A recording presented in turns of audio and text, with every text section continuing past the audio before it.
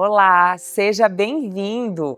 Hoje nós vamos conhecer um pouquinho mais a história de uma santa que teve uma história incrível de vida, Santa Francisca Romana, que é celebrada no dia 9 de março. Essa mulher teve uma vida dedicada à caridade, ao amor a Deus, ao auxílio aos enfermos e aos pobres.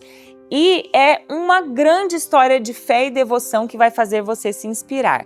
Fique comigo até o fim do vídeo, que no final faremos uma oração pedindo a intercessão dessa tão grande santa.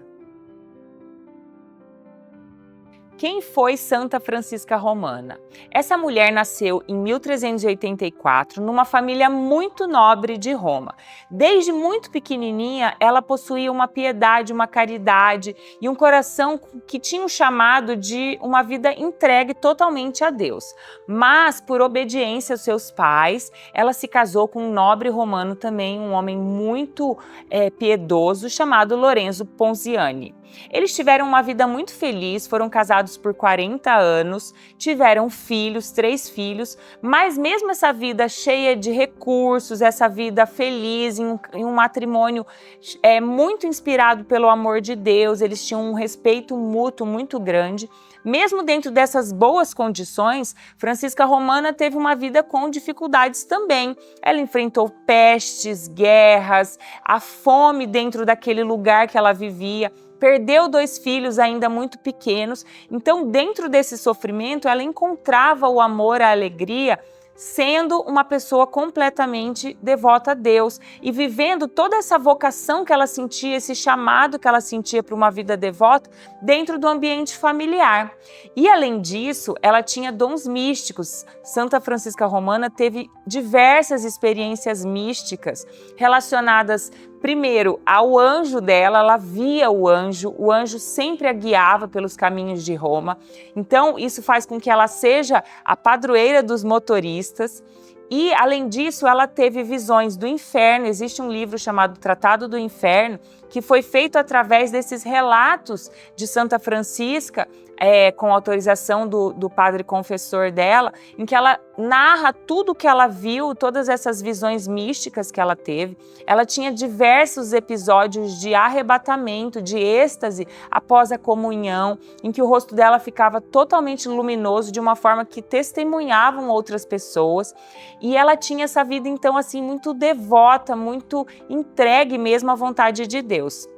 O marido dela, por um tempo, foi exilado e nesse exílio ela se mantinha firme, tranquila e serena por conta de sua fé, na perda dos filhos igualmente. E eu gosto muito de uma história dela que diz que por ela, assim, muitas vezes ela se perdia em adoração ao Santíssimo Sacramento, a quem ela tinha uma devoção muito forte. Então ela ficava lá horas, adorando Jesus no Santíssimo Sacramento, e ela tinha, como sempre, a companhia do anjo que era visto por ela. E de repente esse anjo sumia. Ela perdia de vista e não enxergava o anjo. Então ela entendia que era nessa hora que ela deveria voltar para a casa dela para, enfim, cumprir a sua função também de mãe, esposa e fazer as suas atividades em casa. Mesmo sendo de uma família muito rica, ela tinha no coração esse apelo muito grande com os pobres. Então, por exemplo, nas épocas de peste, de fome, ela abria os celeiros da família, da propriedade, às vezes sendo mal interpretada até pelo esposo, pelo sogro, que pediam para que se fechasse, mas ela abria, ela distribuía alimentos. E em uma ocasião, o sogro proibiu, falou que eles precisavam também ter uma reserva para eles próprios, porque a crise, a fome, a miséria estava crescendo assim de forma exponencial. E mesmo assim ela não hesitava, saía pelas ruas pedindo esmola para esses pobres. Então ela tem assim muitas experiências com pessoas assim em situação de extrema miséria, em que até milagres foram presenciados. Uma vez ela queria distribuir alimentos e esses alimentos não acabavam, realmente milagres de multiplicação. E ainda existem outros milagres atribuídos a ela ainda em vida, como cura de enfermos, profecias que ela fazia. Ela era uma mulher muito piedosa, então ela tinha esse desejo de ajudar tão grande no coração dela que muitos milagres foram presenciados durante a sua vida. Após um matrimônio de 40 anos, o marido faleceu e ela resolveu se entregar realmente para a vida de devoção total e exclusiva a Deus. Então ela formou uma congregação de leigas que se chamava Oblatas de Maria, que eram mulheres muito piedosas que queriam dedicar a sua vida ao serviço aos pobres e adoração a Deus. E essa congregação chamou muitas mulheres naquele tempo e eram mulheres que realmente faziam muitas atividades para acolher e ajudar as pessoas mais necessitadas. Ela faleceu em 1440, com uma morte serena e feliz, e foi canonizada em 1608 pelo Papa Paulo V.